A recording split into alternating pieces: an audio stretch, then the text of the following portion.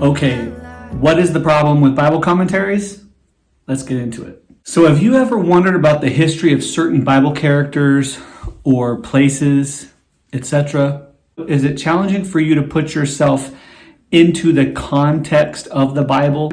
I mean, sifting wheat from chaff, the word Pharisees, and what about all this talk about sheep and goats? Now, there are reasons to seek out scholars for things of life, for sure. And I know this might ruffle some feathers, but today we want to dive into why consistently counting on biblical commentaries is not helping you hear God. Now, I live on one of the poorest places on the planet. The majority of the population here is illiterate, and most of the people in my country experience a very poor education at best. Aliuli!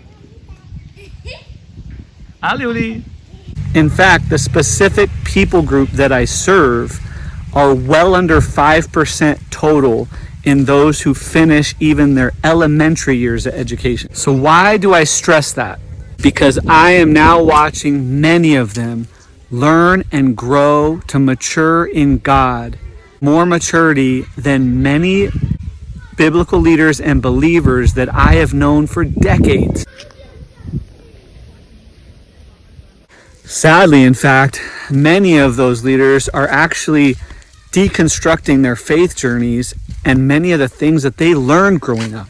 At best, many of them are discontented with their ministry vocation. Hear me on this. We must take this into account. Today is not so much specifically about biblical commentaries as it is, are you ready for this? The challenge of hearing the voice of man over the voice of God. And friends, the key to hearing God for and in this generation is that we must get back to just hearing Him. You know, there are a lot of talking heads with a lot of letters behind their name these days. We all know it, and we keep listening to them, even in the churches. And ironically, even those who do commentaries would agree and explain contextually that there were many as well during Jesus' time. And you're never going to believe this, but all the people of God back then were distracted as well. Just like us. The Pharisees, the Sadducees, the priests, the common people, the family relatives that were believing for the Messiah, the ones that were doubting whether the Messiah would come. And before that were the prophets. And Jesus was very aware of this when he began making disciples and building the blueprint. We would probably do well to pay attention to the fact that Jesus did not go after the scholars and the talking heads. He went after the common person who for centuries had not heard the voice of God for themselves. And then he went to where they were, fishing towns by the ocean, tax booths, the countryside, all the small towns in the area. And he gave them the call to invitation personally to follow him. To follow him and not others. This is a huge key to the kingdom. And how did that make things new and different? The difference now would be he's available to us. We now have access to the Father again through him. And that changes our entire responsibility on how we hear, listen, and respond. No longer have to look to other men, people, to hear on behalf for us, but rather we depend on them to walk together with us in unity in hearing God and what he's doing on the earth together. Hey friends, are you getting something out of this? You excited to hear more? Hey, please take this moment real quick. If you are, remember to subscribe. Hit us up with some emojis or comments or questions down below. Some fire emojis maybe, or some big ears because we're practicing hearing God. So I believe that this passage of Scripture and Jesus' point in even teaching it can give us insight, clear insight into the heart of God on this matter.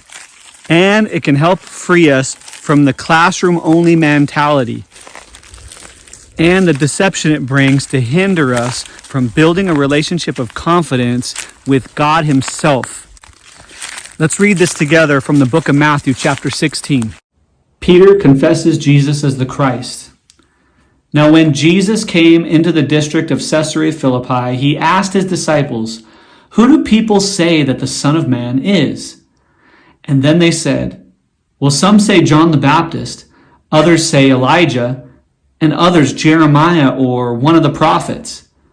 He said to them, "But who do you say that I am?"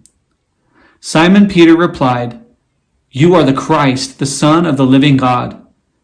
And Jesus answered him, "Blessed are you, Simon Bar-Jonah, for flesh and blood has not revealed this to you, but my Father who is in heaven. And I tell you, you are Peter, and on this rock I will build my church, and the gates of hell shall not prevail against it.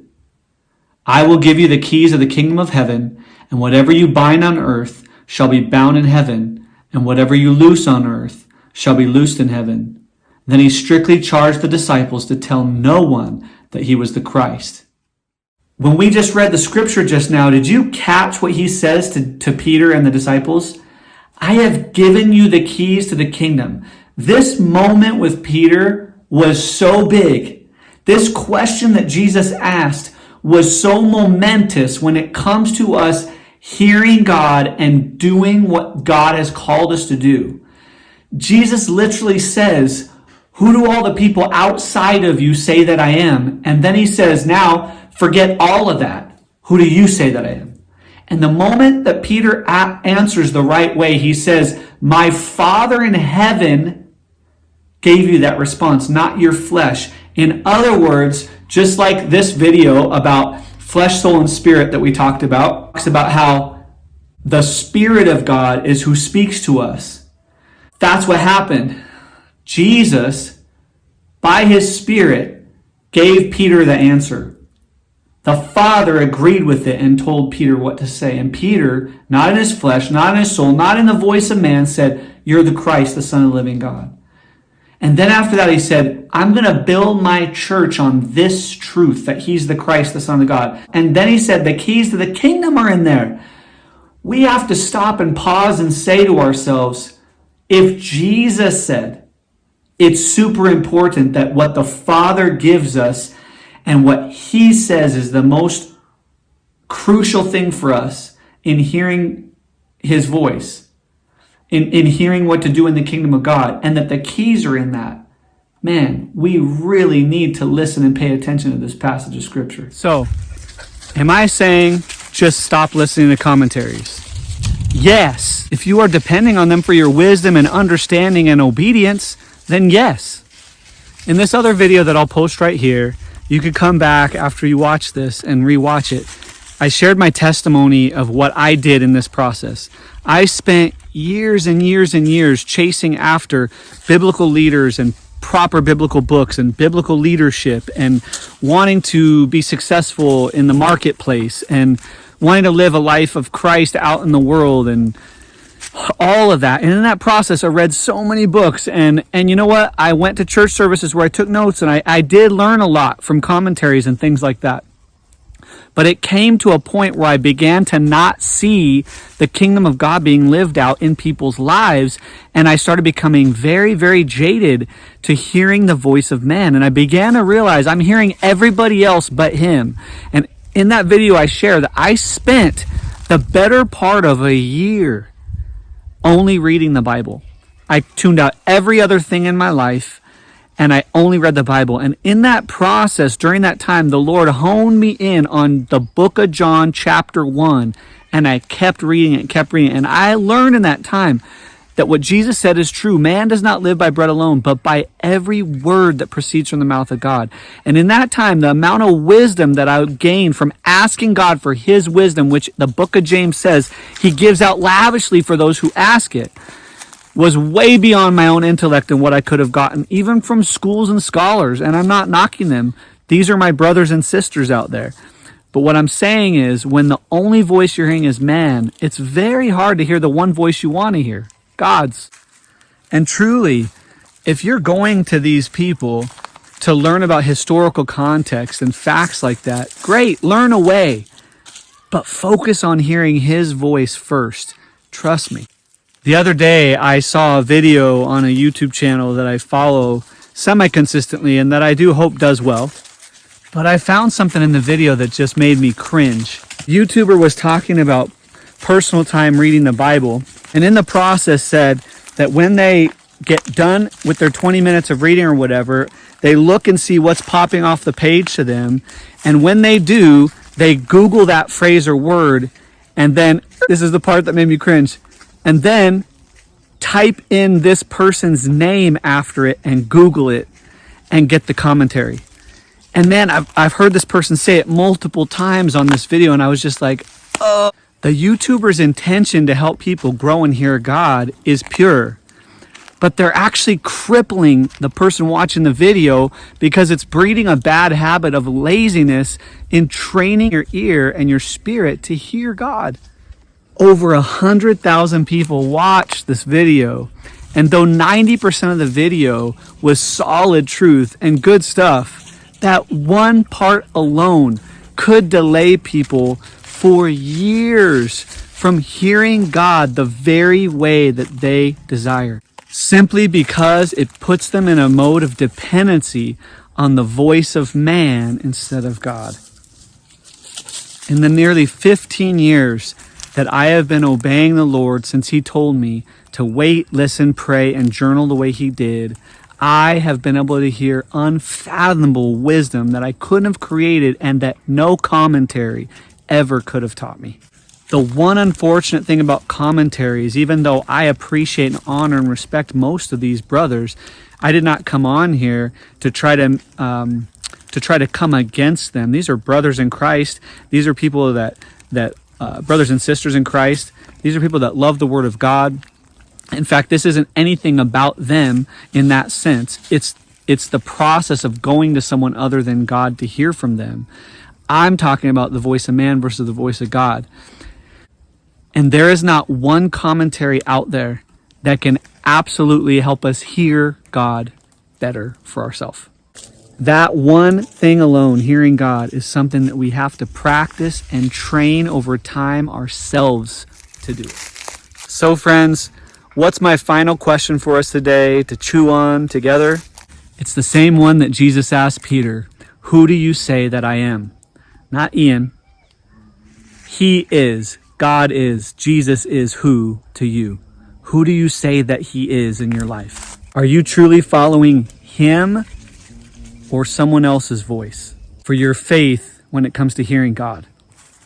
Because I believe that how you answer this question is in direct proportion to how well you are going to hear God in your life this year and beyond.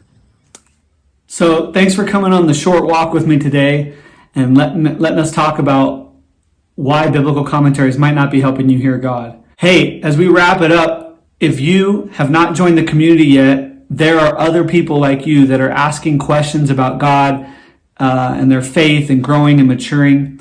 The first link below will allow you to join that community and get connected. But if you're super hungry and you have an intense desire like I did to start seeing the kingdom of God coming the way that we read about in Scripture, the way that we hear about, the way that you know that there's more of, if that's you and you actually want to dive into all the resources we have, possibly the courses or the events, the second link below is for you, and we will reach out and connect with you, maybe even book a call with you so we can see if there's ways that we can serve you to grow and mature and find your calling in God. Walk in faith, go in courage. Until the next time.